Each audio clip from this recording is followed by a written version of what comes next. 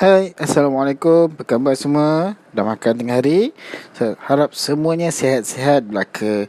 Jadi hari ini kita akan sambung pelajaran sirah kita untuk kelas Kafa 2 Hikmah kita. Sebelum ni kita dah belajar tentang peristiwa selepas kelahiran baginda Nabi Muhammad SAW. Jadi kalau kita tengok dalam rentetan peristiwa tu, yang orang kata apa, diketengahkan ataupun yang di-highlightkan adalah tentang Nabi Muhammad sallallahu alaihi wasallam akan diserahkan kepada ibu susuan di luar daripada kota Mekah supaya Nabi dapat membesar di kampung-kampung, sebab keadaan di kampung-kampung yang lebih bersih dan juga sihat persekitarannya. Jadinya seperti mana yang kita tahu, Bani Sa'ad ni adalah perkampungan yang terkenal dengan ambil bayi-bayi susuan untuk disusukan oleh para ibu-ibu susuan di sana.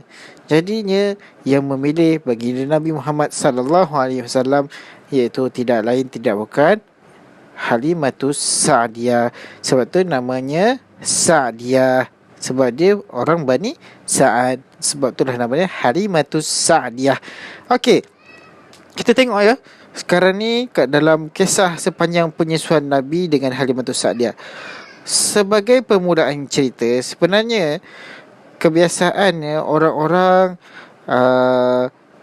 yang akan mengambil bayi susuan ni, dia akan ambil bayi susuan yang mempunyai bapa. Sebab apa dia akan ambil bayi susuan yang mempunyai bapa?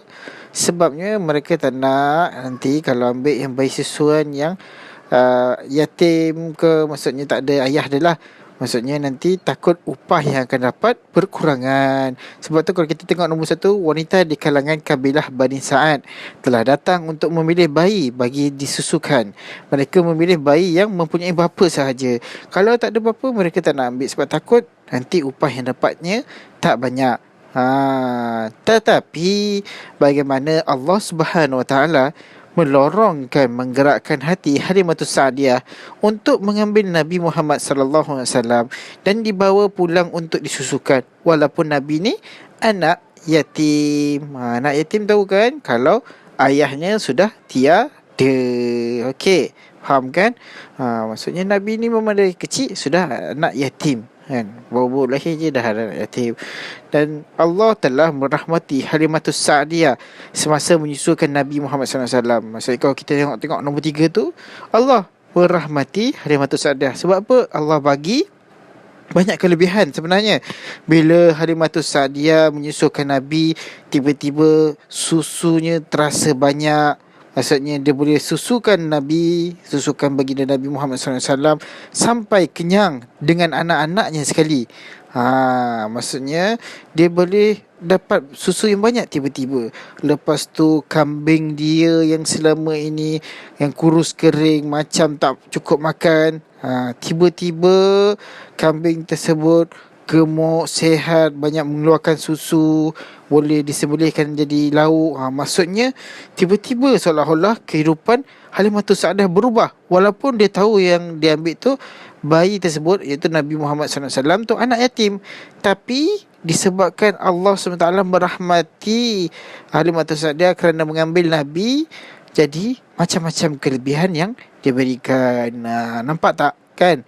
Jadi tak semestinya orang tu miskin ke, kita nampak lekeh, tapi mana tahu sebenarnya dia disayangi oleh Allah Subhanahu Taala.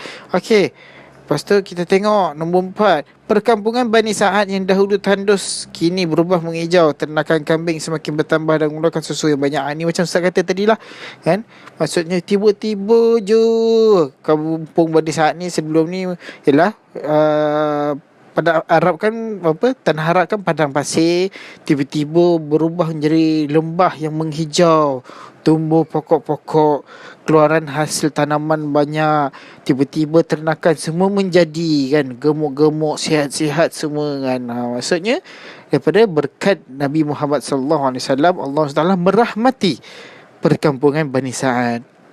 Jadi Nabi Muhammad SAW tinggal selama 2 tahun di kampung Halimatus Sa'diyah, itu kampung Bani Sa'ad tadi lah.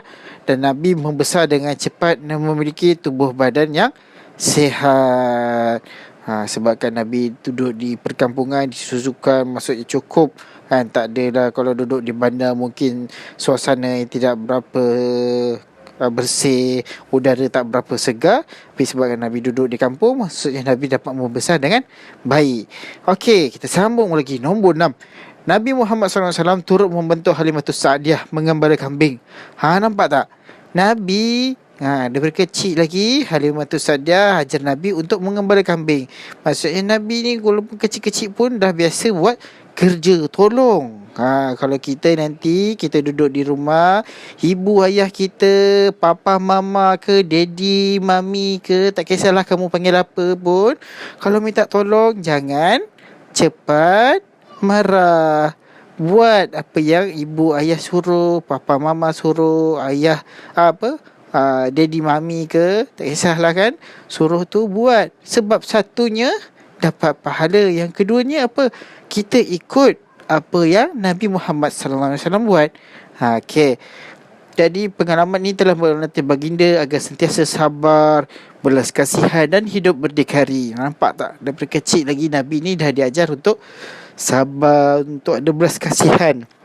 Sebab apa ada belas kasihan? Sebab bila kita mengembala kambing ni, sebenarnya secara tak langsung kita akan jadi orang yang akan sentiasa berasa kasihan kepada binatang contohnya. Sebab kalau kita jaga kambing ni, kadang-kadang dia lapar, kita bawa dia pergi makan. Jadi kat situ kita dapat belajar tentang ihsan terhadap binatang. Nombor 7, setelah cukup umur 2 tahun, baginda dikembalikan kepada ibunya semula untuk sementara waktu, bagi mengelakkan terkena wabak penyakit. Sebab masa tu di perkampungan Bani Sa'ad ada, orang kata apa, berdekatan tu ada wabak penyakit yang tengah muncul. Jadi nak elakkan kena wabak penyakit tu, dipulangkan kepada ibu Nabi, iaitu Siti Aminah. Okey. Nabi Muhammad SAW dibawa semula ke kampung untuk mendapatkan udara segar dan bersih. Maksudnya bila dah wabak tu dah tak ada, barulah Nabi balik ke perkampungan Bani Sa'ad bersama dengan ibu susuannya Halimatus Sa'diyah. Okey, sambung sikit. Nabi Muhammad SAW menjalankan kehidupan di perkampungan Bani Sa'ad bersama Halimatus Sa'diyah dan adik-beradik susuannya. Tapi masa inilah berlakunya suatu peristiwa yang ajaib yang orang lain tak pernah nampak. Apa dia? Masa ni Nabi tengah bermain dengan adik-beradik susuannya yang lain. Nabi masa tu tengah berumur 3 tahun. Nabi didatangi oleh 2 orang lelaki berpakaian putih. Mereka membaringkan Nabi dan membelah dadanya. Dikeluarkan hati baginda dan disucikan dengan air Zam-Zam. Kemudian dimasukkan balik hati Nabi itu ke dalam badan dan ditutup semula dada baginda seperti sedia kala. Jadi masa tu bila adik-beradik susuan Nabi yang lain nampak ada orang ambil Nabi, kemudian belah dada Nabi, keluarkan hati Nabi. Jadi mereka cepat-cepat beritahu pada ibu susuan Nabi, itu Halimatus Sa'diyah. Wahai ibu, ada orang ambil Muhammad dan belah dada Muhammad. Jadi ibu susuan ni yang dah menyusukan Nabi, nak membesarkan Nabi, jadi sayang pada Nabi, cepat-cepat kejar tengok bagaimana keadaan Nabi. Tapi bila tengok, rupanya macam tak ada apa-apa pun yang berlaku. Seolah-olah sebenarnya tak ada pun ada orang belah dada Nabi. Walaupun sebenarnya kita tahu itulah dia malaikat yang diutuskan untuk membersihkan hati Nabi Muhammad SAW. Jadi kejadian itu dinamakan apa? Kejadian itu dinamakan sebagai syuqqus sadri. Lelaki yang datang kepada Nabi itu ialah malaikat Jibril. Kan saya kata tadi, malaikat yang datang tu. Jadi hikmah tersebut adalah persediaan untuk Nabi bersifat maksum. Jadi kita tahu Nabi ni salah satu sifat dia, salah satu kelebihan Nabi ni, dia maksum. Apa itu maksum? Maksum ini maksudnya terpelihara daripada melakukan maksiat. Maksudnya Nabi ni tak buat maksiat. Macam kita ni, kita terdedah kepada buat maksiat. Tak kisahlah ustaz ke, ustazah ke, tok imam ke, bilal wanita ke, dia akan terdedah untuk melakukan maksiat. Jadi Nabi ni maksum, dia takkan buat maksiat. Tu bezanya kita dengan Nabi. Okey, peristiwa tersebut juga sebagai persediaan baginda untuk menjadi seorang rasul. Okey. Baik. Jadi Untuk kita punya tugasan hari ini, okey. Kalau Ustaz nak ikut yang cadangan aktiviti ni payah ni. Tapi tak apa, kita akan buat orang kata apa? Pilih salah satu. Okey, ni ada beberapa. Nanti kejap lagi Ustaz akan screenshot juga. Pilih salah satu daripada peristiwa ataupun kisah sepanjang penyusuan Nabi dengan Halimatus Sa'diyah ini. Lepas tu Ustaz minta masing-masing pilih salah satu lah. Maksudnya ada 1, 2, 3, 4, 5, 6, 7, 8 ni kan. Ataupun yang sambung yang sebelah ni pun boleh juga. Ataupun yang ni pun boleh juga. Jadi kamu pilih salah satu poin tu ataupun isi tersebut, kamu ceritakan semula. Kalau boleh ceritakan dengan penuh bersemangat lah, ataupun penuh penghayatan.